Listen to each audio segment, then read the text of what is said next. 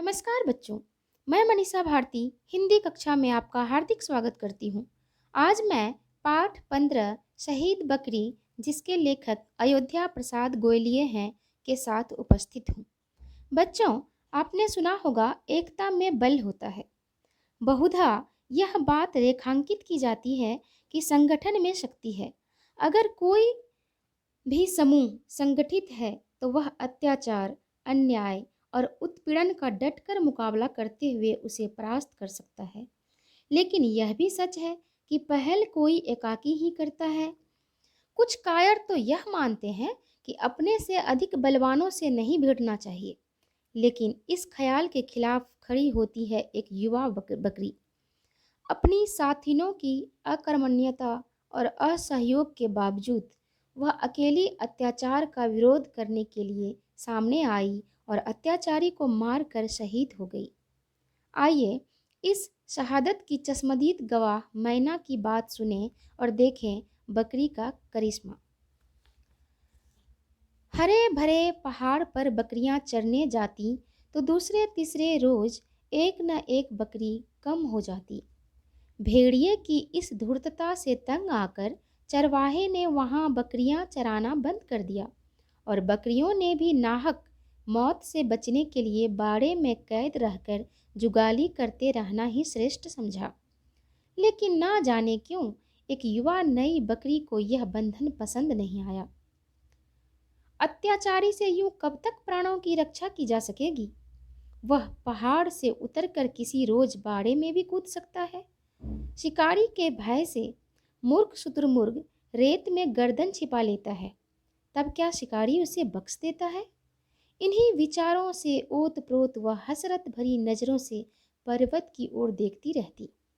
साथियों ने उसे आंखों से समझाने का प्रयत्न किया कि वह ऐसे मूर्खतापूर्ण विचारों को मन में ना लाएं। भोग्य सदैव से भोगने के लिए ही उत्पन्न होते रहे हैं। भेड़िए के मुंह हमारा खून लग चुका है, वह अपनी आदत से कभी बाज नहीं आएगा। लेकिन वह नई युवा बकरी तो भेड़िए के मुंह में लगे खून को ही देखना चाहती थी। वह किस तरह झपटता है, यह करतब देखने की उसकी लालसा बलवती होती गई।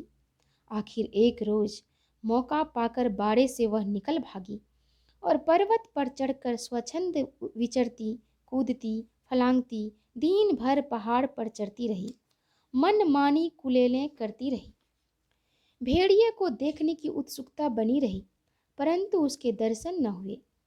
झुटपुटा होने पर लाचार जब वह नीचे उतरने को बाध्य हुई तो रास्ते में दबे पांव भेड़िया आता हुआ दिखाई दिया। उसकी रक्त रंजित आंखें, लपलपाती जीभ और आक्रमणकारी चाल से वह सब कुछ समझ गई।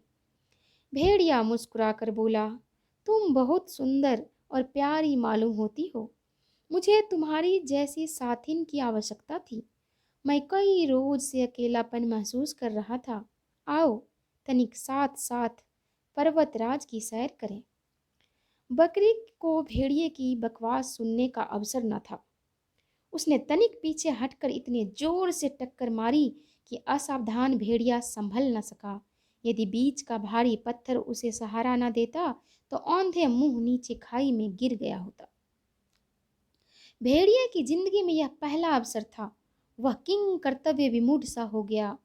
टक्कर खाकर अभी वह संभल भी ना पाया था कि बकरी के पैने सींग उसके सीने में इतने जोर से लगे कि वह चीख उठा। छत विच्छत सीने से लहू की बहती धार को देखकर भेड़िए के पांव उखड़ गए, मगर एक निरीह बकरी के आगे भाग खड़ा होना उसे कुछ जचा नहीं। वह भी साहस बटोर कर पूरे वेग से झपटा।